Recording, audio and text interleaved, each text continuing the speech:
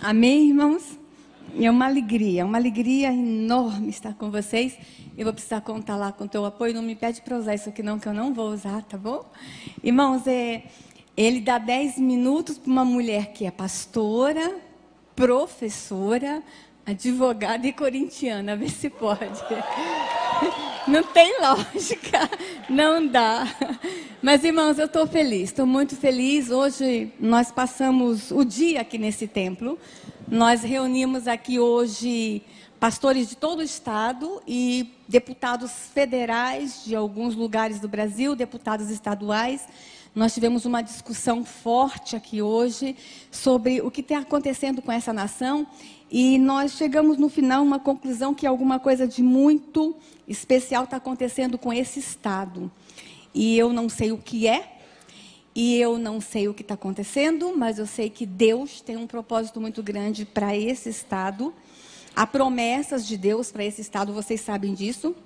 Eu não preciso nem tocar nesse assunto. Quanta gente já passou por aqui e já disse isso. Deus tem promessas especiais, especialmente para essa cidade.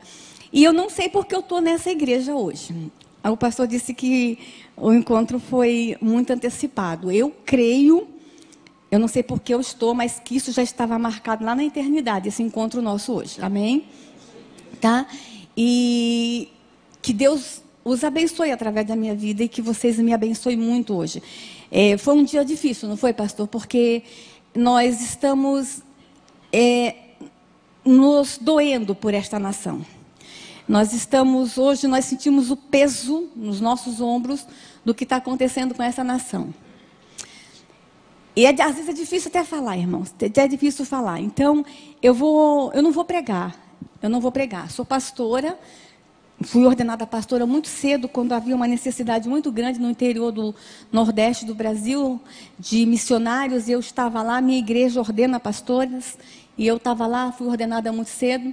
Mas eu sou advogada, eu sou mestre em educação também, sou mestre em direito constitucional, direito da família, e eu trabalho há 14 anos no Congresso Nacional como assessora jurídica da Frente Parlamentar Evangélica e da Frente Parlamentar da Família e Apoio à Vida.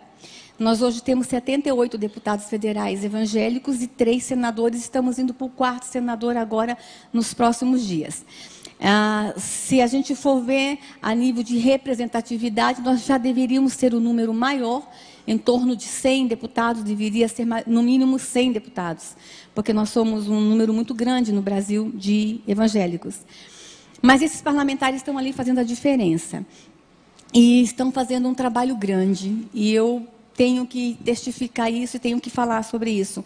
Mas temos também no Congresso Nacional um exército silencioso, hoje eu falei sobre isso, e eu preciso também honrá-los nessa noite, que são assessores e funcionários que estão na Câmara e no Senado, irmãos, anonimamente, fazendo um trabalho extraordinário. Eu contei uma experiência hoje de manhã, de que no prédio onde eu trabalho, na Câmara, é um prédio de 10 andares, e em cada andar tem 2 copas, que dá o suporte aos gabinetes parlamentares. Em cada copa, em cada andar, todos os dias, meio-dia, funciona uma célula e um grupo de oração.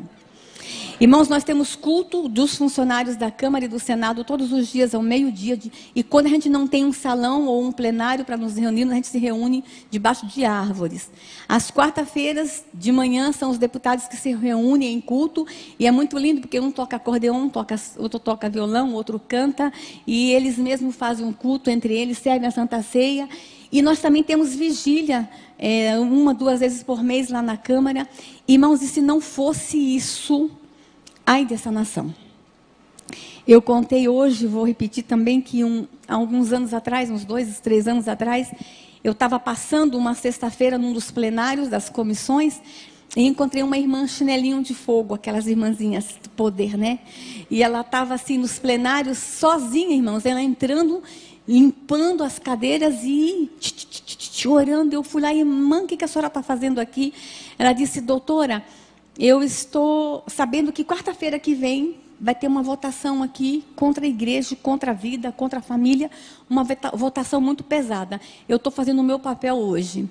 Então, irmãos, nós temos no Congresso Nacional assessores desde lá da Copa, da faxina, dos entregadores, ao mais alto cargos, os consultores legislativos, os doutores, os sábios, na Câmara e no Senado. Nós temos um grupo de pessoas ali sustentando esta nação. E eu não posso sair daqui sem fazer essa homenagem a eles e dizer, e eu sou um soldado desse exército silencioso, e dizer a vocês que estejam orando por nós. O nosso trabalho lá é técnico, o nosso enfrentamento é técnico, é no papel, é na lei. Então estejam nos ajudando, nos sustentando em oração. E que Deus nos abençoe. Eu queria que vocês lessem comigo Provérbios 31, versículo 8.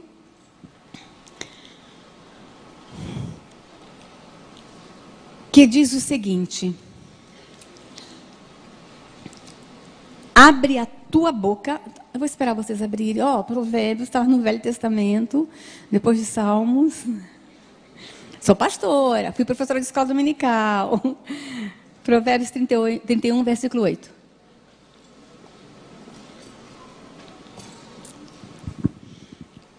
Abre a tua boca a favor do mudo, pelo direito de todos os que se acham em desolação. Há algumas outras versões que dizem: abre a tua boca em favor do necessitado.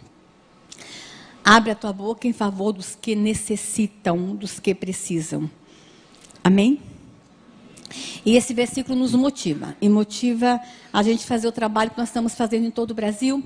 E eu queria falar, irmãos, que nós estamos vivendo um momento diferente na igreja evangélica brasileira.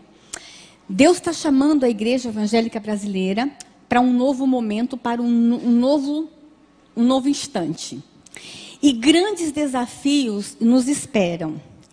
E talvez eu vou estar falando hoje para alguém que talvez está aqui já há alguns anos na igreja e fala assim: ai Deus, eu queria alguma coisa diferente, eu estou cansada de estar sentado às vezes demais no banco, e eu queria um desafio, e eu vim aqui falar para você que realmente a igreja evangélica brasileira passa por grandes desafios.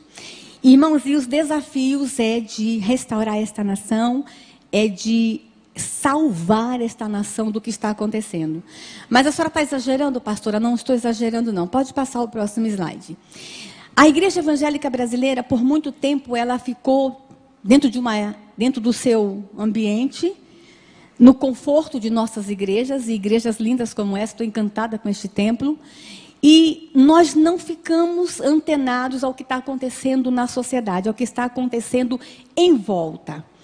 E aí eu tenho encontrado, eu estou falando num culto que tem muitos jovens aqui hoje, eu tenho encontrado uma turma e uma galera dizendo o seguinte: pastora, eu vou na igreja, eu recebo tanta unção no domingo, eu caio de unção e na segunda-feira eu chego na escola, no trabalho, não sei o que fazer com tanta unção.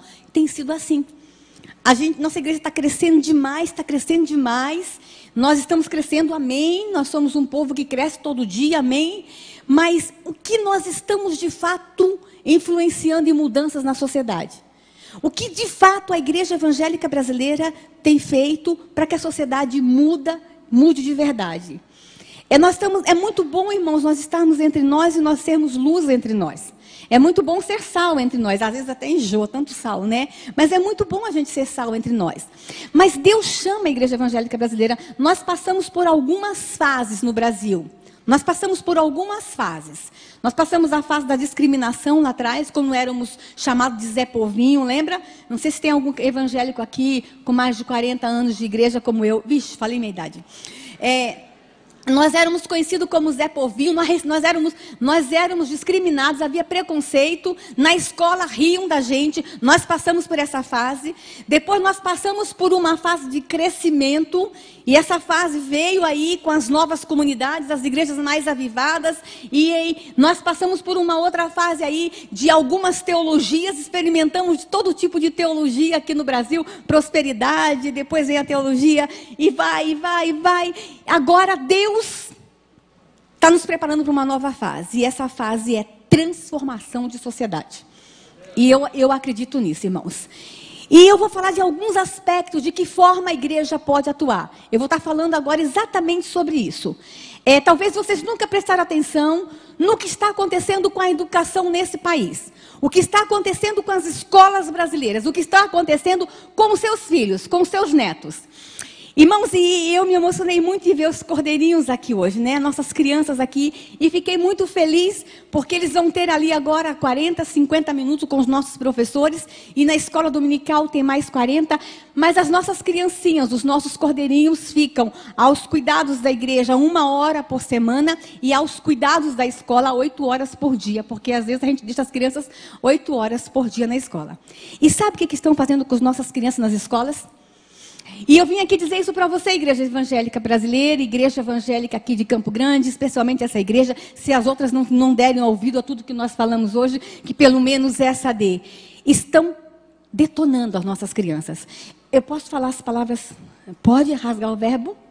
Vou falar. Ele está mandando, ele está mandando. Vou mostrar para vocês o que está acontecendo nas escolas, irmão. Pode mostrar os próximos slides. Irmãos, aqui no Brasil, na cidade de São Paulo, eu não vou dizer o nome da prefeita. Juro para vocês, eu não posso falar o nome dela, nem que ela é do PT, e também não posso falar que ela é ex-esposa do Suplicy. E nem posso falar que ela é ministra da Cultura. Essa mulher, quando era prefeita da cidade de São Paulo, irmãos, ela gastou 2 milhões de reais com aquele grupo, o grupo GTPOS, para ensinar sobre ereção e masturbação em bebês nas escolas. 2 milhões de reais. Porque chegou à conclusão, há um grupo de especialistas, e esse grupo começou lá na Holanda, na Europa, e já está influenciando, que nós precisamos aprender a masturbar os nossos bebês a partir dos 7 meses de idade. Inclusive na Holanda, os especialistas, esses homens que são grandes especialistas, que fizeram não sei quantas universidades, eles ensinam que o menino tem que ser masturbado com 7 meses de idade, para que quando ele chegar na fase adulta, ele possa ser um homem saudável sexualmente, e a menina tem que ter a vagina manipulada desde cedo para que ela tenha prazer na fase adulta. E essa prefeita fez isso. Lá na Holanda, eles estão até distribuindo uma cartilha ensinando os pais como massagear sexualmente as suas crianças. Isso está acontecendo no Brasil. Isso aconteceu em 2004, mas ficou lá na prefeitura de São Paulo, não. Irmãos, eu até hoje falei aqui, eu quero desafiar vocês, pais. Qual foi a última vez que vocês abriram a mochila da escola dos seus filhos? Qual foi a última vez que você leu e você conferiu o livro didático que seu filho está lendo e estudando na escola? A gente não tem tempo. A gente não tem tempo, porque nós estamos muito ocupados.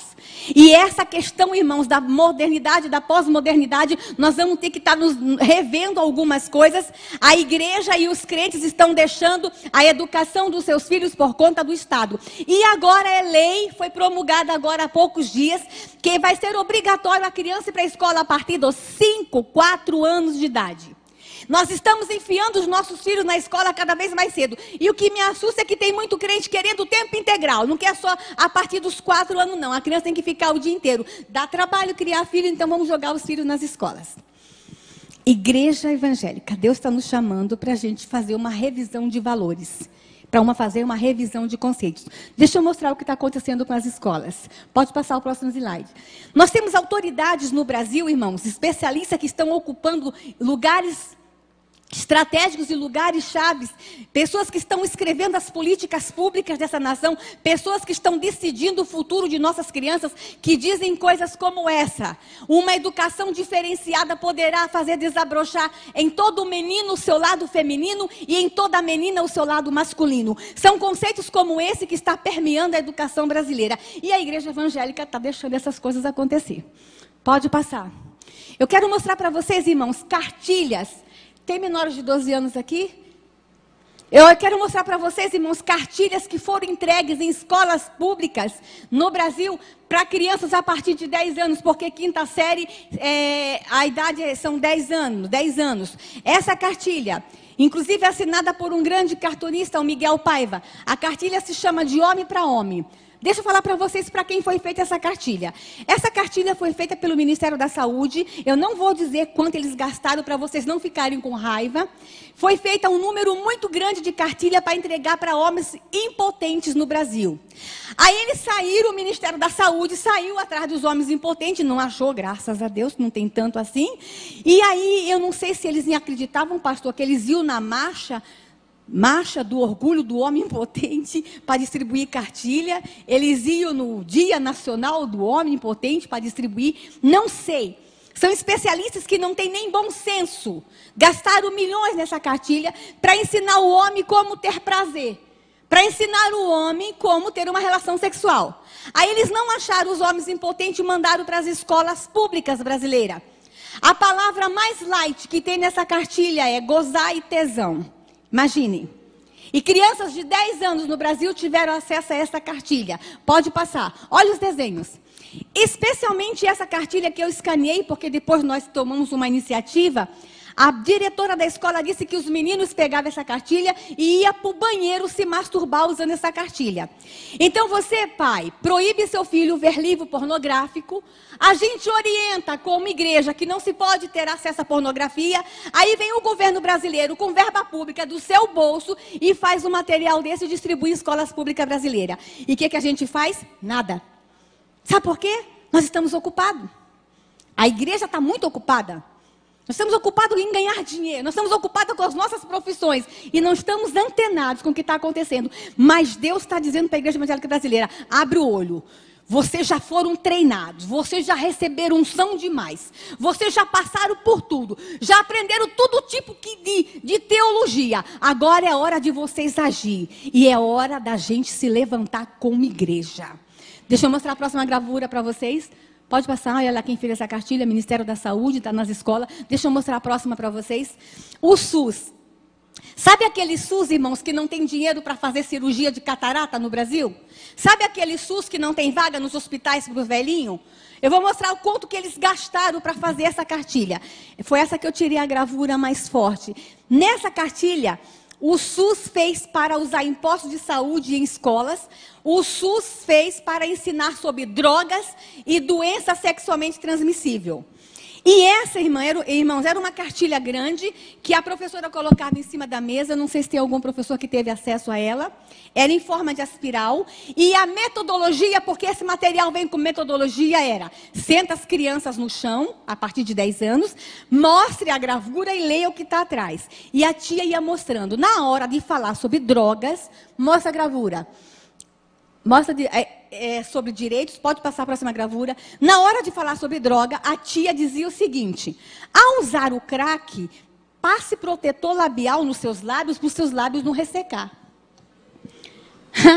Então, está achando que é pouco? A tia dizia o seguinte, porque o ministro da Saúde mandava falar e o ministro da Educação mandava falar: se você usar cocaína, não use canudo de papel, porque tem muita bactéria, use canudo de plástico. Na hora do êxtase, a parte do êxtase, estava escrito o seguinte na cartilha: ao comprar êxtase, cuidado com o fornecedor para você não comprar gato por lebre por gato. Olha o absurdo. Inclusive mandando a criança conhecer o traficante. Aí os deputados evangélicos que estão lá na Câmara tentando fazer uma diferença, barulhentos, que estão sendo chamados de homofóbicos, que estão sendo chamados de radicais e de fundamentalistas e que estão sendo perseguidos, foram perguntar para o ministro da Saúde: mas ministro, vocês fazem uma cartilha dizendo como ensinar? Sabe qual foi a resposta dos especialistas? Dos que estão mandando na nação, porque nós deixamos, porque a igreja evangélica se acomodou. Eles disseram o seguinte: mas as crianças já estão usando, então nós temos que ensinar a usar de uma forma melhor para que não contraia outros tipos de doença. Na parte do sexo, que eu tirei com vergonha, mas o pastor disse que eu podia ter deixado, fala sobre sexo anal, sexo vaginal e sexo entre mulher e mulher. A parte do sexo anal, irmãos, eu mostrei aqui hoje, eram 2 homens transando. A figura é ridícula, não era pastor? 2 homens transando. Irmãos, e eu vou contar a experiência que eu tive como mãe. Eu tenho uma filha de 10 anos, ela está com 14, ela tinha 10 quando teve acesso a essa cartilha. A minha filha é indígena, eu tenho uma filha adotiva indígena.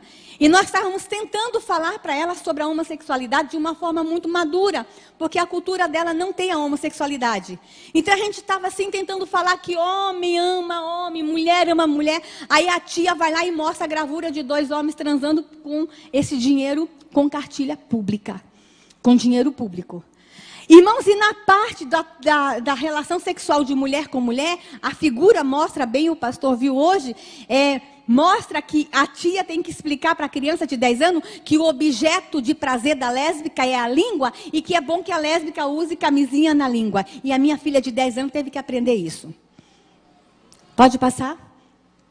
Quem fez essa cartilha? Aí, irmãos, a próxima cartilha. Essa daqui foi distribuída na prefeitura de Porto Velho, aqui em Rondônia. Nós fomos lá também para tentar retirar essa cartilha de circulação, e nós tentamos. Todas essas que eu estou mostrando, irmãos, os radicais, fundamentalistas, homofóbicos, deputados, foram para cima e estão entrando com processo, inclusive aquela de drogas e de sexo. Nós estamos pedindo que os funcionários do Ministério da Saúde que fizeram sejam processados por associação ao crime organizado, porque droga é crime. E nós estamos pedindo, inclusive, que eles devolvam para os cofres públicos o dinheiro que foi gasto com aquela cartilha, com aquela porcaria. Mostra a próxima. Essa daqui foi distribuída em Rondônia. Mostra a gravura, a primeira página. E olha o nome da cartilha. Menina esperta vive melhor. Olha a cara da menina esperta.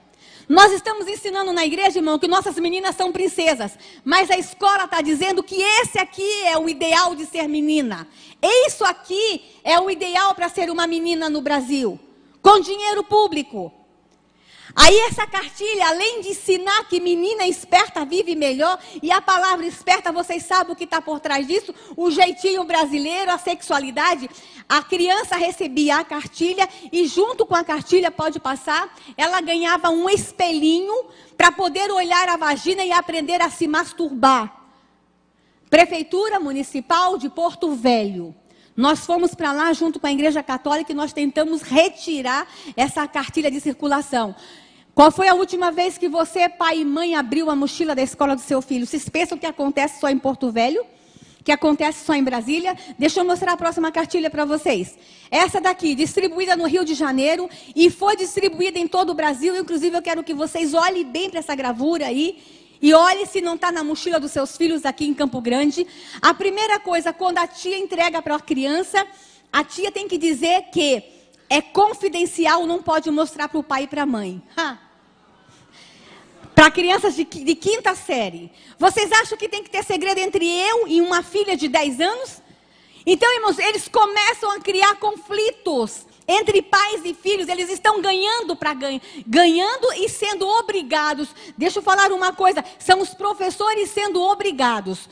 Talvez eu esteja falando para professores aqui que recebem esse material e não sabem o que fazer porque vem de uma forma impositiva do MEC. Deixa eu falar uma coisa, isso não é impositivo, isso é apenas sugestivo. O professor tem autonomia em sala de aula. Se eu estou falando com o professor cristão aqui, deixa eu dizer uma coisa, na tua sala de aula quem manda é você. Você não é obrigado a usar esse material. Você pode ser criativo e falar dessas coisas sem usar esse material ridículo que o MEC está mandando.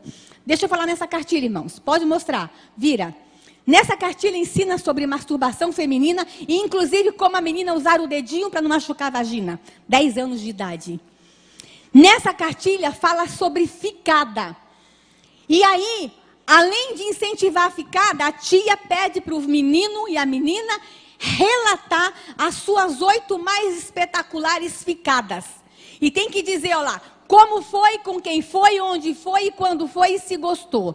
Agora imagina, a Igreja Batista de Campo Grande está dizendo para os meninos que ficar não é legal.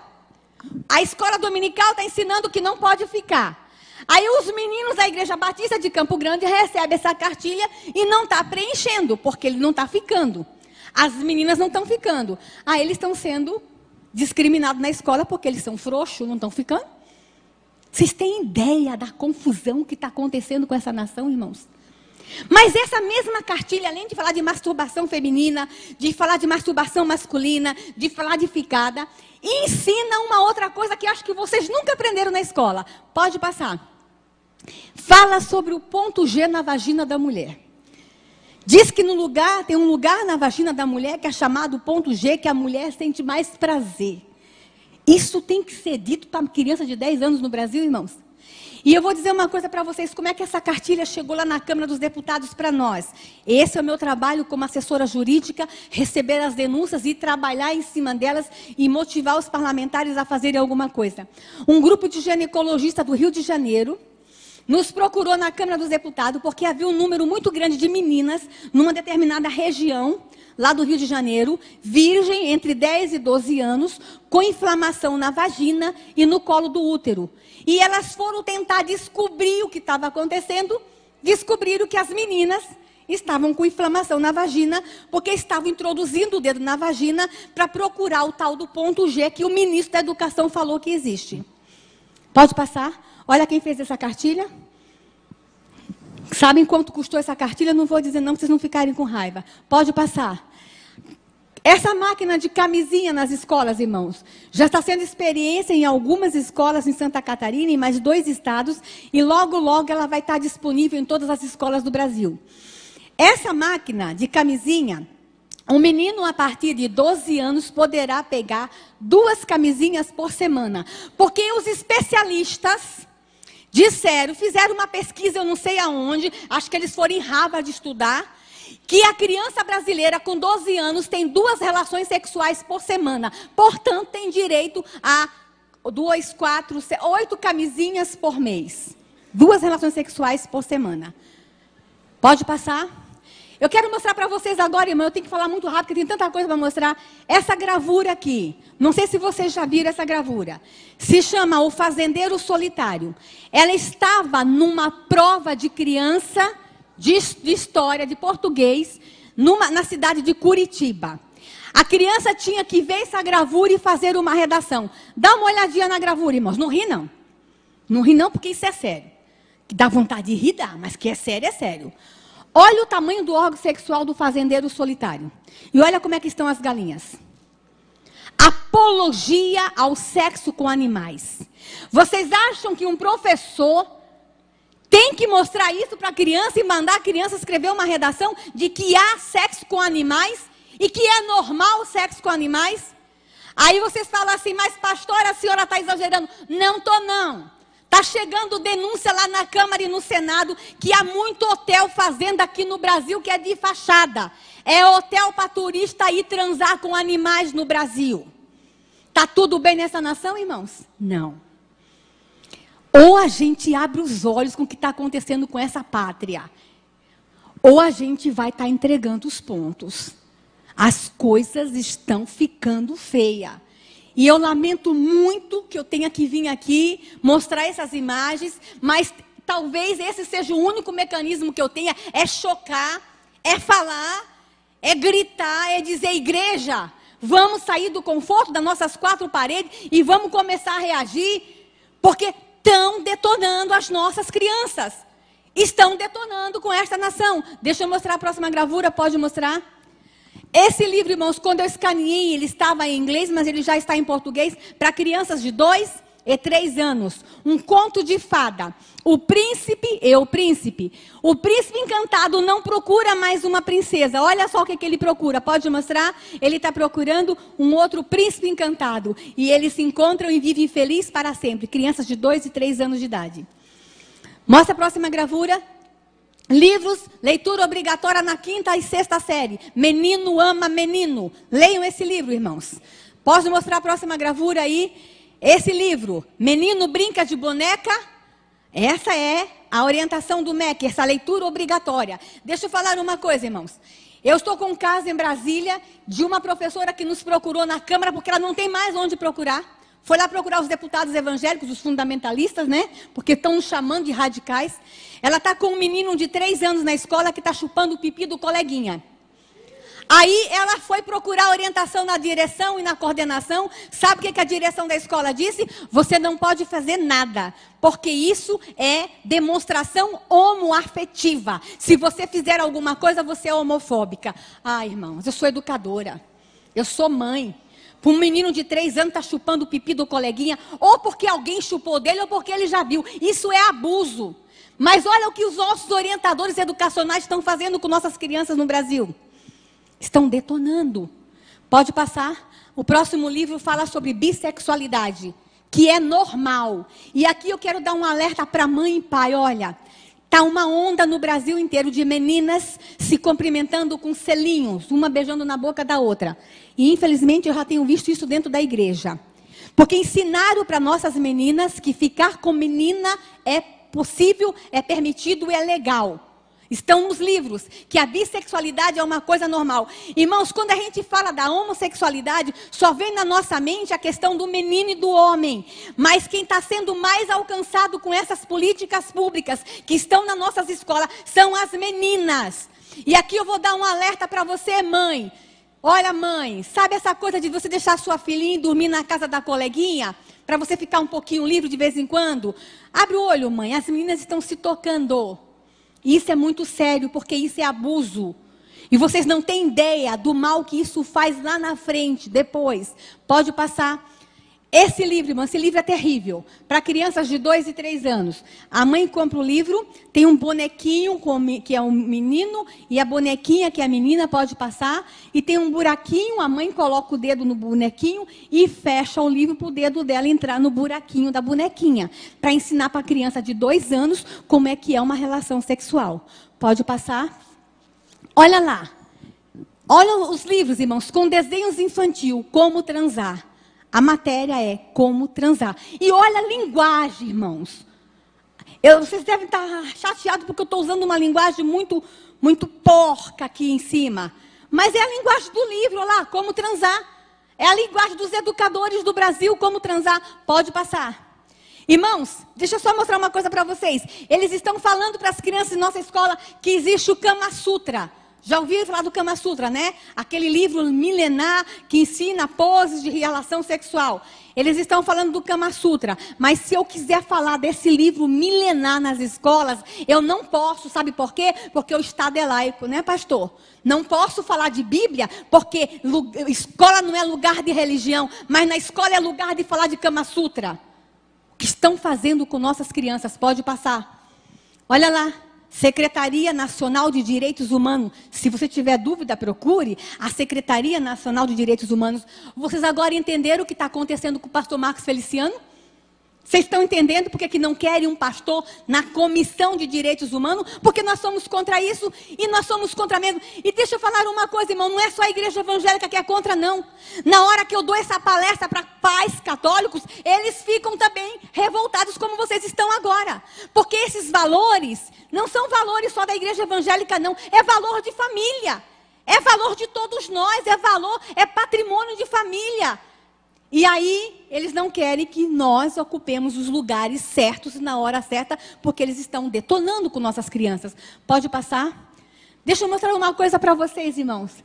A coisa no Brasil, eu trouxe uma gravura aqui, a coisa no Brasil, ela está tão solta, e é tão normal, e é tão natural erotizar nossas crianças no Brasil, que eu vou mostrar para vocês a capa de um disco. Pode passar. Essa aqui foi a capa do disco que a Xuxa fez. Olha esse desenho, irmãos. Vocês acham que a Xuxa precisava desse desenho para vender CD? Isso para mim é erotização e apologia à pedofilia. O que está acontecendo com essa nação, irmãos?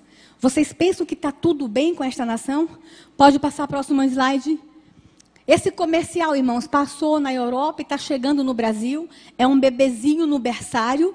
E na hora que o bebezinho nasce, quando recebe a pulseirinha, ao invés de receber a pulseirinha com o nome, já recebe o símbolo de homossexual, porque eles querem dizer que as crianças já nascem homossexual. E aqui vou dizer uma coisa para vocês, igreja, ó, não há uma prova científica que existe o gene gay.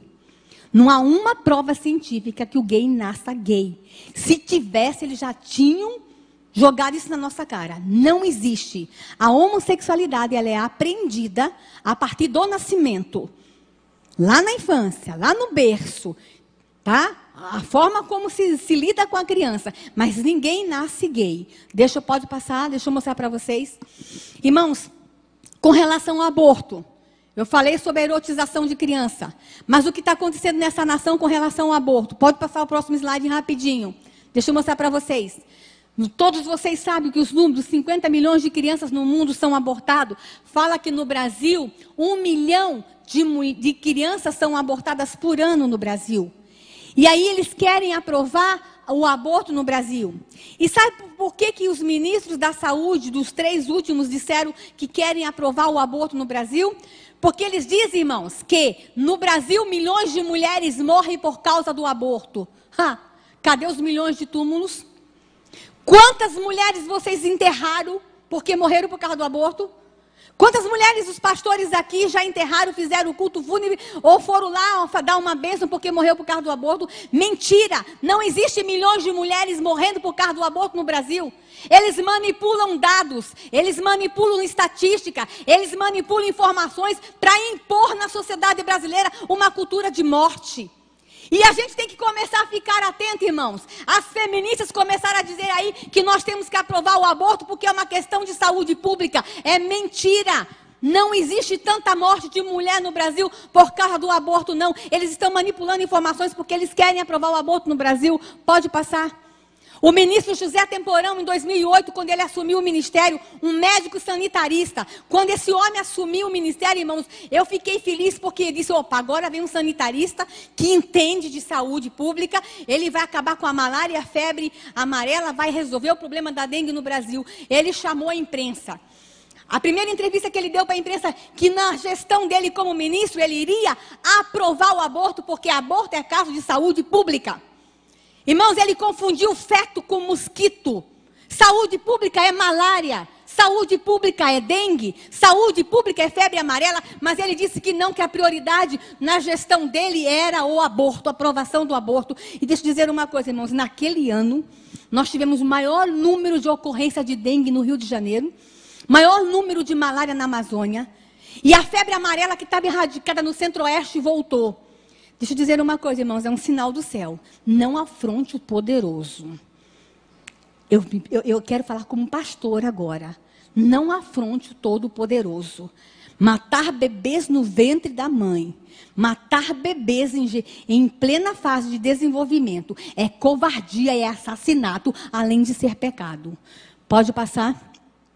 Veja só, irmãos. O ministro José Temporão disse que queria aprovar o aborto porque é caso de saúde pública. E a nossa atual ministra da Secretaria de Saúde, da Secretaria Nacional de Política para as Mulheres, diz que já fez aborto, diz que foi treinada para fazer aborto, ela foi fazer um curso. A nossa ministra foi fazer um curso de como fazer aborto. E diz ainda que quer aprovar o aborto no Brasil. É isso que está rolando na política brasileira. É isso que está rolando no governo brasileiro. Pode passar. Irmãos, e hoje, o que está acontecendo hoje? Está acontecendo que nós temos uma reforma do Código Penal que está lá dizendo que quer a aprovação do aborto urgente. Porque eles dizem, irmãos, que aprovar o aborto no Brasil vai acabar com a criminalidade. Você sabia que tem um governador do Rio de Janeiro disse que tem que aprovar o aborto porque aí ia parar de nascer bandido nas favelas, como se filho de pobre nascesse bandido? Olha os argumentos mais absurdos que se usam para aprovar o aborto no Brasil. Pode passar? A vida nesse ser aí, irmãos. A Bíblia me fala que eu era uma substância ainda informe e o Senhor já havia me chamado. Pode passar? A vida está nas nossas mãos, está na mão da Igreja Evangélica Brasileira. Pode passar a próxima imagem. Eu sei que essa imagem choca, mas eu vou deixar ela aí e vou contar uma coisa para vocês. Quando eu cheguei na Câmara dos Deputados, em 97, já fazia assessoria jurídica para deputados lá da minha cidade. Mas quando eu cheguei lá, tinha um projeto de lei, o projeto de lei 1135/91.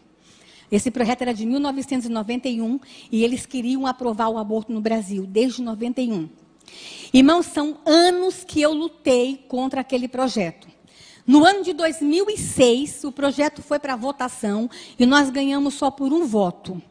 Aí ele ia ser votado de novo em 2008.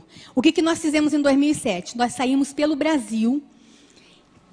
Foi um ano que, em um ano, eu fiquei 38 finais de semana fora de casa, indo de igreja em igreja no Brasil, eu e os deputados evangélicos, pedindo para a igreja evangélica orar, se levantar contra o aborto. Porque a gente, no passado, irmãos, a igreja evangélica nem falava de aborto. A gente sabia que era pecado, mas nenhum pastor nunca teve coragem de mostrar uma imagem dessa. Isso é coisa nova. O senhor é corajoso, o pastor, deixar eu mostrar uma imagem dessa dentro da igreja. Irmãos, em 2007, a igreja evangélica começou a clamar. Em 2008, o projeto foi colocado em pauta. E eu preciso contar para vocês um milagre. No dia da votação, irmãos, tinha 37 deputados no plenário. E ele ia ser votado numa comissão. E o ministro Temporão, que entrou em 2007, final de 2007, para começo de 2008, queria aprovar. Os ministros queriam aprovar. O próprio governo Lula queria aprovar o aborto. E aí, o que acontece? Ia ser votado.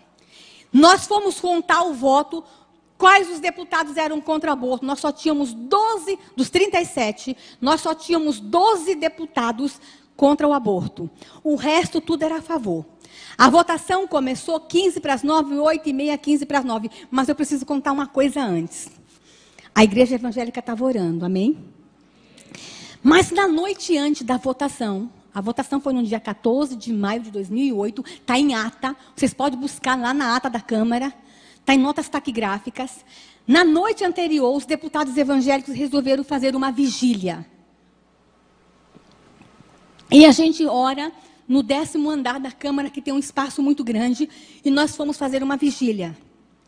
Lá por volta de 3 horas da manhã, 2h30, a vigília foi começando a ficar fraca, os deputados cansados, eu estava muito cansada, porque eu tinha que escrever ainda pelo menos mais 4 pareceres sobre o aborto, todo mundo esgotado. Daqui a pouco, irmãos, para na porta da Câmara dos Deputados um ônibus, cheio de irmãzinhas chinelinho do fogo, aquelas irmãzinhas lá de Sobradinho, lá de longe, que souberam da luta e que estavam orando. E essas irmãs pediram licença por segurança da Câmara e disseram que pudessem mandar orar. E elas entraram, irmãos, pisando firme na Câmara e dizendo o seguinte: a Bíblia me diz que aonde o meu pé pisar, este lugar me será dado por herança. Elas foram marchando. O milagre não acabou, não. Aí elas chegaram lá em cima e disseram assim: deputados, vão dormir, vão descansar, a votação é amanhã, deixa que agora é com a gente. E ficaram lá em cima orando. Irmãos, a votação começou 15 para as 9. E vocês não viram isso, a televisão não mostrou isso para vocês. O plenário, onde ia ter a votação, estava cheio de imprensa. A imprensa do mundo inteiro, porque naquele dia seria aprovado o aborto no Brasil. Irmãos, tinha câmeras de tudo que TV internacional, jornais internacionais, todas as TVs estavam lá para mostrar para o mundo que o aborto seria aprovado. Começou 9 horas a votação. Foi o dia inteiro de briga. Nós tínhamos quantos deputados que eu falei? 38. Quantos votos a favor do aborto nós tínhamos? Contra o aborto? 12. Irmãos, quando deu 4 horas da tarde, eu, depois de 20 anos de luta, disse: meu Deus, perdemos. Eu fui para um lugar no cantinho lá, irmãos, e eu chorei porque era a minha vida, estava ali. Eu larguei tudo. Eu tinha uma carreira jurídica brilhante, eu ganhava dinheiro, eu tinha uma carreira jurídica brilhante, e fui para o Congresso Nacional para fazer um enfrentamento contra o aborto. E ali eu vi toda uma vida minha rasgada, todo um trabalho jogado fora, porque nós só tínhamos 12 votos, eles eram maioria. Às 18h30, foi aberto a urna para votar. Quantos eram deputados? 37. Os 4 do PT saíram do plenário. Irmãos, as feministas estavam com faixas, cartazes, as ministras estavam lá, os ministros estavam lá, porque o aborto ia ser aprovado no Brasil. O Brasil ia dar um exemplo de democracia para o mundo. Democracia. Irmãos, quando abrimos a urna, os 4 do PT saíram. Ficaram quanto no plenário? 37 menos 4, quanto que deu? Quantos votos eu tinha? Mas tinha um grupo de mulheres lá em cima orando. Quando a gente abriu a urna, nós ganhamos de 33-0. Irmãos, a partir daquele dia, Deus renovou as nossas forças na Câmara dos Deputados. Irmãos, vocês não têm ideia o que foi os deputados evangélicos pulando, os deputados católicos contra o aborto. Eles se abraçavam, eles oravam Pai Nosso, eles gritavam, eles choravam. A televisão mostrou isso para vocês? A Rede Globo mostrou isso para vocês? Mas se o aborto tivesse aprovado, eles tinham mostrado. Mas naquele dia, irmãos, nós estávamos desanimados. 2008, tanto escândalo contra deputado evangélico, tanta confusão no Brasil, nós estávamos desanimados. Mas naquele dia Deus renovou a nossa força, porque Deus nos disse que não são os deputados que vão mudar essa nação, que não é o governo que vai mudar essa nação, que não é a política, que é a igreja evangélica quando clama, é a igreja evangélica quando se levanta. E é por isso que eu estou aqui, irmãos.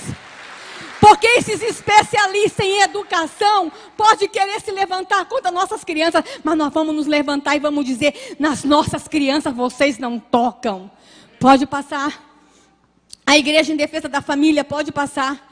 Irmãos, nós estamos ter cuidado com o que estão fazendo com a igreja. Eu falei das crianças, falei do aborto, agora eu quero falar o que estão fazendo com a nossa fé. E que talvez vocês não estejam nem percebendo o que estão fazendo com a nossa fé. Estão zombando dos cristãos no Brasil. Pode passar. Em Natal, irmãos, um rapaz, um artista plástico, ele ganhou dinheiro público para fazer uma obra de arte. E a obra de arte dele foi fazer uma caixa de vidro. Ele ficou dentro da caixa de vidro, gastou muito dinheiro público com isso. Tirou a roupa, ficou pelado na frente do público, ficou de costa, ficou de quatro e tirou de dentro do ânus um terço da Igreja Católica. Aí vocês falam assim, o que eu tenho a ver com isso? O terço da Igreja Católica? Quem foi católico aqui sabe que no final de todo o terço tem uma cruz. Ele tirou de dentro do ânus, foi a cruz. Irmãos, quando eu soube disso, eu fiquei tão revoltada. É como se aquele artista plástico com dinheiro público dissesse, olha o que eu faço com o símbolo da tua fé. Olha o que eu faço com o símbolo da tua redenção. Olha o que eu faço com o teu Jesus. Olha onde eu enfio a tua cruz. Não, irmãos. Será que ele faria isso lá num país muçulmano com o Alcorão? Não faria. Mas nós estamos deixando zombarem da nossa fé. Irmãos, não com a minha cruz, não com o meu Jesus, não zombem deste povo, não zombem da nossa fé. E a igreja evangélica vai ter que dizer isso, nos respeite. Nós não somos um Zé Povinho, nós não somos um povo qualquer, nós somos uma geração eleita, nós somos o povo de Deus. É isso que nós temos que fazer. Pode passar. Artistas da Rede Globo fizeram uma peça, irmãos. Essa peça, um vestido de padre e outro de seminarista. O cara que estava vestido de padre lia Cantares de Salomão. E o que estava vestido de seminarista em público se masturbava enquanto ele lia a palavra de Deus. Não com a minha Bíblia. Não zombem, não blasfemem, não escarneiem a minha Bíblia. Pode passar. A pornografia, pode passar. Irmãos, nós descobrimos que querem aprovar a legalização do aborto no Brasil. Desculpa, a legalização da prostituição no Brasil.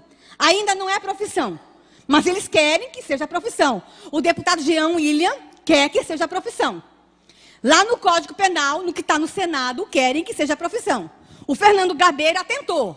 Aquele lá do Meu Paz e Amor, sabe? Tentou, mas não conseguiu em 2013. Agora voltaram com essa história. Mas no Brasil não é profissão, mas é ocupação. Aí nós fomos para o site do Ministério do Trabalho, irmãos. Olha o que a gente encontrou lá, pode passar. Com dinheiro público. Eles colocaram no site do Ministério do Trabalho que no Brasil tem garotos e garotas de programa que são os profissionais de sexo. Só que eles usaram a seguinte linguagem. Garoto de programa, meretriz, messalina, michê, mulher da vida, puta, rapariga e quenga. Um site oficial. Um site do Ministério do Trabalho usa esse tipo de linguagem. Só que esse site não só falava que existia as putas e as quengas e as raparigas, mas ensinava também, pode me passar lá, as competências pessoais para ser uma prostituta. Se a menina quisesse aprender a ser prostituta, era só ir lá no site, porque a primeira coisa que ela tinha que aprender, ter capacidade gestual, capacidade de persuasão. Está aqui, ó, as competências para ser uma prostituta no Brasil. Mas esse site ensinava mais, pode passar. Ensinava como batalhar um programa. Olha o nome. Batalhar programa. Ensinava como que a prostituta tem que fazer para batalhar um programa. Dinheiro público. Site oficial. Está tudo bem com essa nação, irmãos? Não. Pode passar. A violência nas escolas é outra coisa que nos preocupa muito. Pode passar. Nós estamos muito preocupados com o que está acontecendo, irmãos, com a violência nas escolas. Aqui eu trago a foto de uma professora que foi barbaramente agredida por seus alunos. Aí eu pergunto assim, mas por que está acontecendo tanta violência nas escolas? Eles estão querendo o quê? Eles não querem que fale de Deus nas escolas. É para retirar a Bíblia das escolas. É para retirar os crucifixos dos lugares públicos. Eles estão querendo o quê? Eles estão expulsando o Deus da escola. Estão querendo que aconteça o quê nas escolas? Estão erotizando nossas crianças. Estão fazendo confusão com a cabeça de nossas crianças. O que vai virar? Violência. E com relação à erotização, irmãos, eu quero falar uma coisa para vocês. Lá no Código Penal, que está lá no Senado, que entrou em julho do ano passado, estão querendo mudar a idade da relação sexual da criança no Brasil. Eu não sei se vocês sabem, mas no Brasil é permitido o sexo só depois de 14 anos. Se alguém tiver sexo com uma criança com menos de 14 anos, mesmo que seja namorado, é crime. E é chamado de estupro de vulnerável. Isso é crime. Aí uns especialistas chegaram no Senado e disseram que tem que diminuir de 14 para 12 anos. Porque a menina brasileira quer sexo a partir dos 12 anos. Está escrito lá, diminuir para 12 anos. Só que eles querem legalizar a casa de prostituição. Então, se eles vão diminuir a idade de 14 para 12 e vão liberar que nas casas de prostituição tenham meninas e meninas com 12 anos fazendo sexo. E o que mais me deixa chateada é que estão querendo fazer isso antes da Copa e das Olimpíadas. Sabe por quê? Porque dá dinheiro. Sabe por quê? A prostituição infantil dá lucro. Sabe por quê? Estão querendo ganhar em cima do corpo de nossas crianças. E aqui eu quero dizer uma coisa para vocês, irmãos.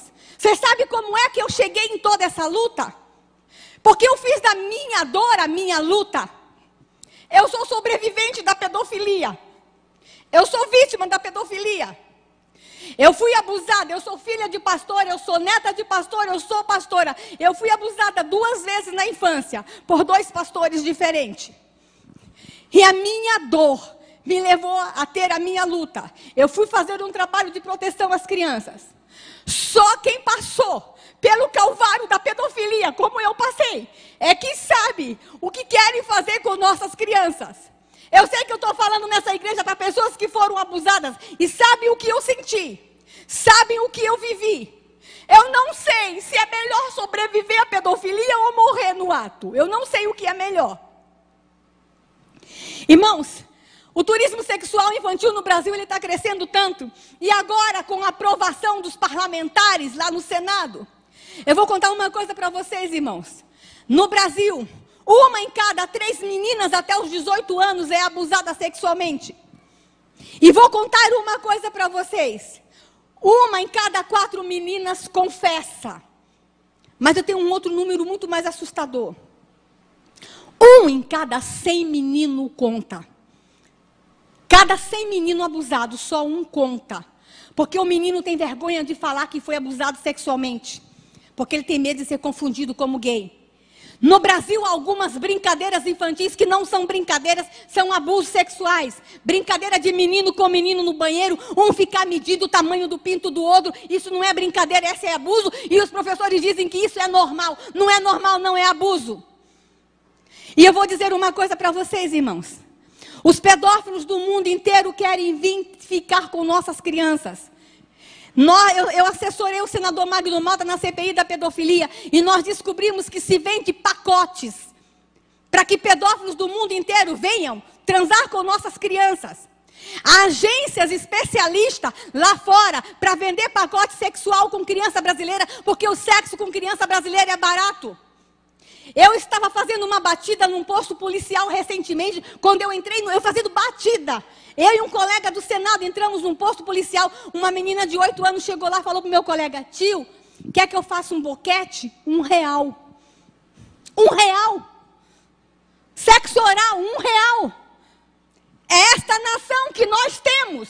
E a igreja evangélica está confortavelmente sentada. Deixa eu falar uma coisa, irmãos. Esses pedófilos querem vir para o Brasil, sabe por quê? Porque falam lá fora que a menina brasileira é caliente. Que a menina brasileira é quente.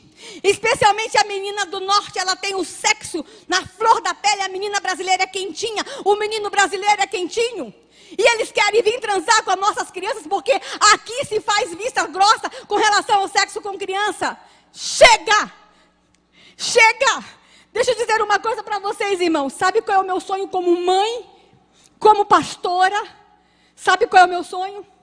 Que um dia, quando esses pedófilos forem comprar um pacote para vir transar com nossas crianças no Brasil, o agente de viagem lá mostre para ele não as fotos de nossas crianças no carnaval e peladas, mas mostre para eles as fotos de nossas montanhas, das nossas praias, da nossa floresta, e diga assim: você quer ir para essa nação? Vai vai fazer turismo lá, vai ver as praias daquele país. São as praias mais lindas do mundo. Vai ver as montanhas, vai ver a floresta. Mas tu não vai lá mexer com criança, não. Porque tem um povo doido. Tem uma igreja evangélica que se levantou e que disse que ninguém mais toca em suas crianças naquela nação. Irmãos, e como eu queria que isso começasse hoje aqui nessa igreja. Eu não sei por que eu vim para essa igreja hoje. Mas eu sei que está acontecendo alguma coisa de muito especial nesse estado. E talvez seja aqui que a gente vai deflagrar no mundo espiritual que ninguém vai sodomizar as crianças brasileiras mais. Talvez seja nessa igreja que a gente vai dizer, nas nossas crianças ninguém toca. Oh Deus! Pode passar.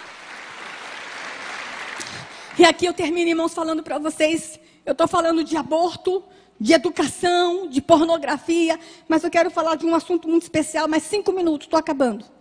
Estou acabando, pastor, 5 minutos. Amém? Vocês vieram para a festa hoje? Amém? Não saí aqui com raiva. Irmãos, quando eu fui para o Congresso Nacional ajudar a escrever a legislação de defesa à criança, eu descobri uma criança que é excluída das excluídas, que são as crianças indígenas. E esse aqui eu tenho que falar sério, porque eu estou falando num estado que tem um número muito grande de crianças indígenas. E eu estou falando para uma igreja que convive com os povos indígenas. E eu quero falar para vocês que mais do que nunca nós precisamos amar os povos indígenas. Descobrimos, irmãos, que algumas etnias no Brasil, nós temos no Brasil em torno de 120 etnias diferentes. Entre as 120, nós descobrimos ainda que entre 30 e 40 matam os seus filhos. E quando nós descobrimos isso, irmãos, na verdade, em 99, mas só tivemos prova disso em 2004. E a partir de 2006 nós começamos a fazer o enfrentamento. Quando nós descobrimos que lá no Xingu, quando nasce crianças gêmeas, os índios acham que a alma se dividiu entre o bem e o mal. Eles enterram as duas crianças vivas porque não sabem qual é a do bem e qual é a do mal. Na Amazônia, no Alto Purus, eles acham que o que nasce primeiro é do bem, o que nasce segundo é do mal, então eles só enterram o segundo. Nós descobrimos que algumas etnias no Brasil, a mãe solteira não pode criar o seu filho, então quando ela tem um parto, às vezes ela tem 12, 13 anos, ela tem que voltar para a aldeia sem o bebê, ela tem que matar o bebê, enterrar o bebê ou jogar na mata para que morra sozinho. Nós descobrimos que em algumas aldeias da Amazônia, o primeiro filho tem que ser homem. Se vier menina, a menina tem que ser sacrificada. Irmãos, não é na Europa, não. Não é na África, não. É aqui. Nós temos um estudo que ainda não é oficial, que por ano, 450 crianças indígenas no Brasil estão sendo enterradas vivas. Não temos registro do Mato Grosso do Sul. Amém. Não temos registro aqui. Temos registro de outro tipo de violência com criança indígena aqui, mas não do infanticídio. Irmãos, enquanto essa nação estiver enterrando criança viva, essa não é uma nação abençoada. Mas deixa eu falar para vocês uma coisa. Sabe aquele Congresso Nacional que todo mundo acha que só tem corrupção? Um grupo de parlamentares se levantou e disse: ninguém vai matar mais crianças nesse país. Nós vamos ajudar os seus índios, os nossos índios. Irmãos, e o índio não mata, não é porque ele odeia, não. Pelo contrário, eu não estou justificando o infanticídio. Ele mata porque é uma questão cultural, ele foi ensinado a matar. Imagine um índio com uma criança na cadeira de roda, como é que ele vai ter cadeira de roda na aldeia? E como é que ele vai viver com essa criança? Então, eles preferem matar a criança quando nasce do que ela sofrer ao longo da vida. Mas, irmãos, a igreja evangélica brasileira pode dizer para eles o seguinte: vocês não conseguem criar essa criança paralítica? A gente cria, dá para nós. A gente cuida. A gente quer ficar com ela. Então nós estamos conversando com o governo brasileiro para que o governo brasileiro cuide dessas crianças. É a obrigação, a nossa Constituição no artigo 5º fala que a vida é o bem maior a ser tutelado. Então se nós temos um Estado que tutela a vida, nenhuma criança indígena deve morrer porque nasce com alguma deformidade. E aí, irmãos, 450 crianças estão morrendo por ano neste país. E sabe como é que elas morrem? Sufocadas com folhas, enterradas vivas e algumas jogadas na mata para morrer. Mas a maior tristeza que nós descobrimos nessa luta foi que tem pais que estão se suicidando para não matar os seus filhos. Eles não querem matar os seus filhos. A partir de 2007, algumas etnias, alguns índios começaram a ir na Câmara dos Deputados e bater na porta. Que soube que os deputados evangélicos estavam querendo ajudar e as mães estão fugindo para Brasília para pedir socorro. Temos uma chácara hoje em Brasília com 37 crianças que nós salvamos. E eu quero terminar a minha palestra mostrando para vocês esse rostinho. Pode passar. Ali eu tenho a menina Tititu Suruahá. Essa menina seria morta porque ela nasceu com pseudo-hemafroditismo. Ela tinha um pequeno penizinho desse tamanho. A maldição dela, ela tinha que ser morta porque ela é amaldiçoada. A maldição dela era desse tamanho, irmãos. Conseguimos tirar a Tititu da aldeia, da etnia Suruahá. Fizemos uma cirurgia. E quando ela voltou para a aldeia, que o cacique abriu a fralda, que não viu que ela tinha maldição, ela foi aceita de volta. Só que nós perdemos Tititu há 3 anos atrás, porque a FUNAI esqueceu de a FUNASA na época, esqueceu de mandar um remédio para ela que custava R$ 9,80. Mas eu trago essa imagem porque era uma das meninas mais lindas que eu conheci. Pode passar. Eu quero mostrar para vocês essa foto dessa menina Yanomami. Essa menina, ela foi estuprada 38 vezes. Ela era surda e não podia viver. E um missionário da Jocum adotou essa menina. E aí, irmãos, é o dia do aniversário de 12 anos dessa menina. Ela não fala, mas ela se comunica com gesto. E no dia do aniversário dela, ela pediu que o aniversário dela fosse de princesa. Ela queria se vestir de princesa. E a gente vestiu a Bianca de princesa. E eu guardo essa foto com muito carinho, irmãos, porque Bianca tem o direito de ser princesa, sim. Não é porque ela nasceu na mata, que tem uma cor da pele diferente, e porque ela é muda, que ela não vai ser princesa, ela vai ser princesa sim, porque a igreja evangélica vai garantir a ela o direito de ser princesa. Pode passar. Aqui eu tenho um Harani Suruahá. Eu, quando dou palestra sobre infanticídio, eu falo sobre esse assunto no mundo todo, em universidades, mas essa foto eu não mostro, porque eu só mostro na igreja. Harani era filha de mãe solteira e a mãe tinha que matar ela. E a mãe dela jogou de trás de uma moita e voltou para a aldeia. E uma índia que já tinha ouvido falar do Evangelho Redentor do Senhor Jesus Cristo, soube que a criança estava jogada lá na mata, foi lá na base da Jocum avisar para os missionários da Jocum, pastor, do lugar da aldeia até a base da Jocum, a índia caminhou 20 horas, correndo. Irmãos, quando a gente ama, não tem nada que nos segure. Aí essa índia chegou na base da Jocum e disse, olha, lá na beira do rio tem uma menininha jogada. Aí os missionários, mas 20 horas, já está morta. Mas os missionários, impelidos pelo amor, caminharam correndo, fizeram 18 horas. Quando chegaram lá, 38 horas depois, Harani estava se mexendo. E o nome Harani quer dizer eu existo. E aí, irmãos, eu vou contar uma coisa que aconteceu que eu só conto para crente. Porque vocês vão acreditar. A missionária Lucília, quando pegou Harani, os insetos já estavam comendo a orelha dela. Ela estava cheia de sangue. A missionária, eu queria muito que Harani viesse aqui. Pastor, traz Harani aqui na igreja. Quando a missionária Lucília pegou Harani, foi para o rio, deu banho, enrolou um pano. E a missionária Lucília começou a chorar e abraçou, colocou no colo. O último filho de Lucília tinha 5 para 6 anos. Na hora que Lucília colocou no colo, instantaneamente nasceu leite no peito de Lucília. E foi esse leite que salvou Harani. Irmãos, vocês vão dizer assim... Talvez tenha alguns médicos aqui que vai dizer, mas isso é normal, pastora. Isso é normal, mãe que adota, às vezes nasce leite no peito. Deixa eu falar aqui, a ciência pode até explicar que nasce leite no peito de mãe que adota. Mas instantâneo, leite instantâneo, só quem faz é Jeová, aleluia. Harani está viva, pode passar. Amalé, só vou mostrar mais 2 fotos, Amalé. Amalé é do Xingu, irmãos. Ele tinha que ser morto porque é filho de mãe solteira. Irmãos, a mãe de Amalé tinha 16 anos quando teve ele. Foi um parto difícil, ela perdeu muito sangue. E ela cortou o cordão umbilical dele com uma pedra, ele perdeu muito sangue também. Como ela estava muito fraca, ela fez uma cova rasa. A história dele está na revista Isto É. Aí ela jogou Amalé na terra e cobriu Amalé com terra. Ele ficou sufocado, mas não morreu. mas ficou no túmulo. 2 horas depois, uma índia que já ouviu falar do Evangelho Redentor, esse Evangelho que salva, que cura, esse Evangelho que liberta, foi lá e pediu para o cacique para desenterrar Amalé. E o cacique permitiu. Ela foi no buraco, abriu o túmulo do Amalé e tirou Amalé do buraco. Amalé estava sangrando pela boca e pelo nariz, ele estava em processo de morte. Ele perdeu muito sangue. E Amalé está vivo, está com 8 anos, é o menino mais lindo do mundo. Mas ele é lindo. Eu queria tanto que vocês trouxessem Amalé aqui, mora com a gente lá em Brasília. E deixa eu falar uma coisa, e é corintiano, irmão, é corintiano. Deixa eu falar uma coisa para vocês. Vocês estão felizes porque lá em Jerusalém tem um túmulo vazio, amém? Lá em Jerusalém tem um túmulo vazio. Mas no Xingu também tem um túmulo vazio, o túmulo do Amalé ficou vazio. Túmulos estão ficando vazios em aldeias indígenas porque a igreja evangélica está se levantando. Amém?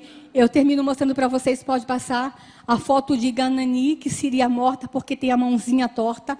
A mãe dela fugiu da aldeia, está morando conosco. E Ganani hoje já está com 7 anos, está na escola e já está lendo. Pode passar. Ali eu mostro para vocês a foto do Pautuca Maiurá. Ele faz doutorado na UNB, não é um índio qualquer, doutorado. A esposa estava grávida de gêmeos, ele não sabia. Ela quis ter o filho na aldeia. E quando, na hora do parto, que a sogra dele fez o parto, eram 2. E a sogra começou a gritar. E ele percebeu que tinha alguma coisa errada. Quando ele chegou lá na cabana do parto, a sogra já tinha enterrado um. Ele só conseguiu salvar esse. Pautu é muito triste porque perdeu um filhinho enterrado pela mão da própria avó. Pode passar. E aqui eu quero mostrar para vocês uma menina de 6 anos que foi escravizada na sua aldeia e tem uma história terrível. Mas eu não vou contar a história dela não, porque essa é a minha filha. Eu quero mostrar para vocês como é que está a minha filha hoje. Olha como está a cara da mãe.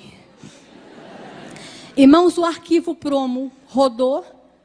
Te levaram para aí um outro arquivo chamado Promo. O rapaz aí do som, ó. Rodou. O Promo rodou. Dá para passar? Eu quero mostrar para vocês, irmãos, o que acontece nas aldeias do Brasil. Presta atenção nesse filme. É 3 minutos só e eu acabo aqui.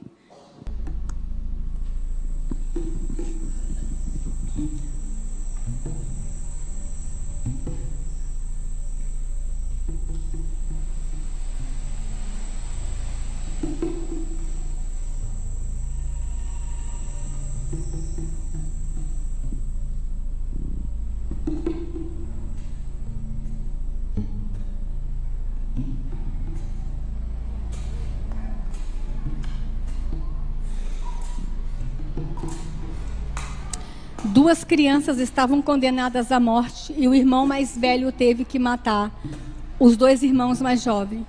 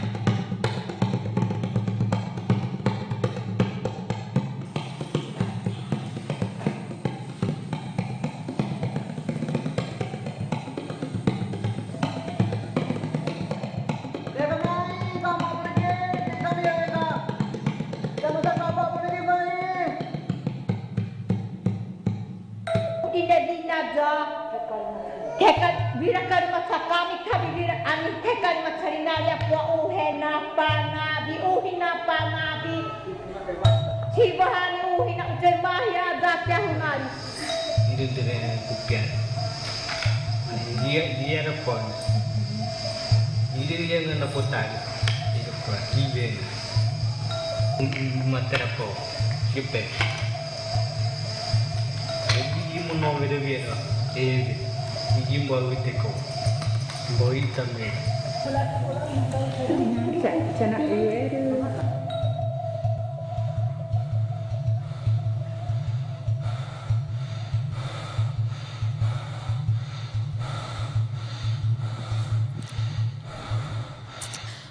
Hakani está viva, está com 16 anos, porque o irmãozinho dela tirou ela do túmulo, mas o outro irmão não sobreviveu. Essa história é uma encenação da vida de Hakani. Hakani mora hoje com os pais que são missionários. Muitos sobreviveram, mas outros não estão sobrevivendo. E a igreja evangélica precisa fazer alguma coisa. A igreja evangélica brasileira tem que se levantar em defesa das crianças indígenas nessa nação.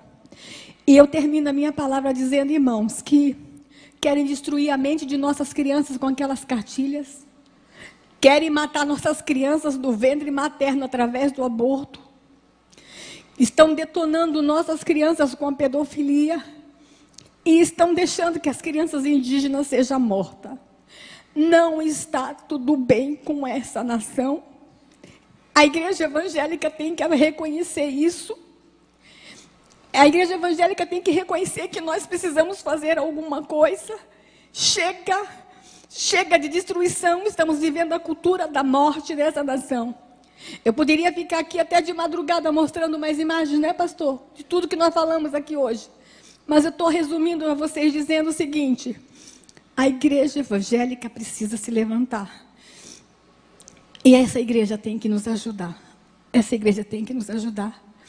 Eu fiquei sabendo ali há pouco instante, pastor, pela sua esposa, a sua história, a sua experiência, de que tu quase foi abortado. Você sabe como é que se cala o missionário, irmãos? É abortando ele. A aprovação do aborto no Brasil, no campo espiritual, tem uma explicação. Porque tem uma promessa que nós seríamos celeiro de missionários para o mundo todo. Então, a única forma de Satanás calar esses missionários é abortando. Porque quando nasce, vira pastor. Irmãos, que o Senhor Deus abra os olhos dessa igreja. Depois de algumas coisas que eu mostrei, eu tinha muito mais. Que o Senhor Deus abra os olhos dos jovens dessa igreja. A galera quer ajudar. Vocês têm tanto como fazer para me ajudar. Vocês têm redes sociais, vocês têm celulares, vocês têm internet, vocês têm Facebook. Entra no Facebook. Quer ajudar a não aprovar o aborto? Tem um telefone 0800 619 619. Ligue na Câmara, fale que vocês não querem um aborto. Quer ajudar? Ligue na Câmara, fale que vocês não querem que criança indígena seja morta. Essa lei que ajuda os índios a não matar as crianças está desde 2007 na gaveta e não é aprovada. Porque diz que a gente não pode se meter, porque é cultura. E porque é cultura, o índio tem direito de matar. Mas a gente, como evangélico, acredita que não. A cultura não pode estar acima da vida. Que Deus abençoe vocês, irmãos. Que vocês voltem para casa e tentem dormir. Se não conseguirem dormir, orem. Para que Deus levante a igreja evangélica brasileira. Amém? Que Deus abençoe.